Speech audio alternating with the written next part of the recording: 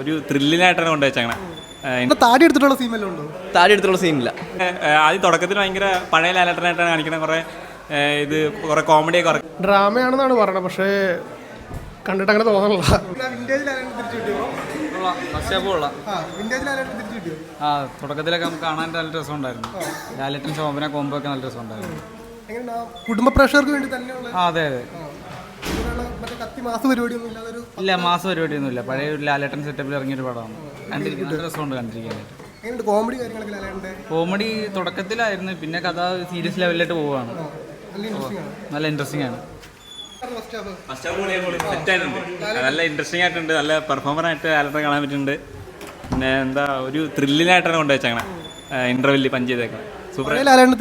പിന്നെ ഉറപ്പല്ലേ, set performance അടിപൊളിയാണ്. കുറേ ആദ്യം തുടക്കത്തിൽ ഭയങ്കര പഴയ ലാലേട്ടനായിട്ടാണ് കാണിക്കുന്നത്. കുറേ ഇത് കുറേ കോമഡിയൊക്കെ ഉറക്കായിട്ടുണ്ട്. അതുപോലെ രീതിയിൽ കാണിക്കണേ. ഈ കൊണ്ട നിർത്തേക്കാൻ അടിപൊളിയായിട്ടുണ്ട് ഇന്റർവ്യൂ. കിടു ഫസ്റ്റ് ഹാഫ് ആണ്.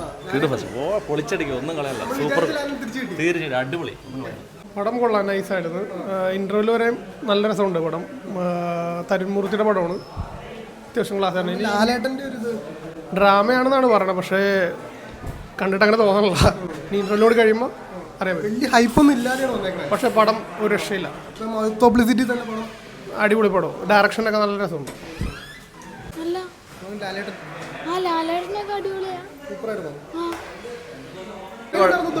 ഇതുവരെ കുഴപ്പമില്ല, അത്യാവശ്യം നല്ല രീതിയിൽ ചെയ്തിട്ടുണ്ട്. പുതിയൊരു ആക്ടർ വന്നിട്ടുണ്ട്, അത്യാവശ്യം നല്ലോണം ചെയ്യുന്നുണ്ട്. നമുക്ക് സെക്കൻഡ് ഹാഫ് നോക്കാം. ലാലേട്ടൻ്റെ താടി എടുത്തിട്ടുള്ള സീനല്ലോ? താടി എടുത്തിട്ടുള്ള സീനില്ല ഇതുവരെ. എങ്ങനെയുണ്ട് ലാലേട്ടൻ്റെ ആക്ടിങ്? ഇതുവരെ കൊള്ളാം, നല്ല ഫണ്ണായിട്ടുള്ള പണ്ടത്തെ ഒരു മോഹൻലാലിന്റെ സെറ്റപ്പ്. നാച്ചുറൽ. അതെ അതെ, അത് വരുന്നുണ്ട്. വരുന്നുണ്ട്. നല്ല പടം. ഇതുവരെ ട്വിസ്റ്റ് ഉണ്ട്, എന്താണെന്നറിയാൻ പാടില്ല. കൊള്ളാം. നല്ലതാ, പഴയ ഇന്ത്യയിൽ മോഹൻലാൽ.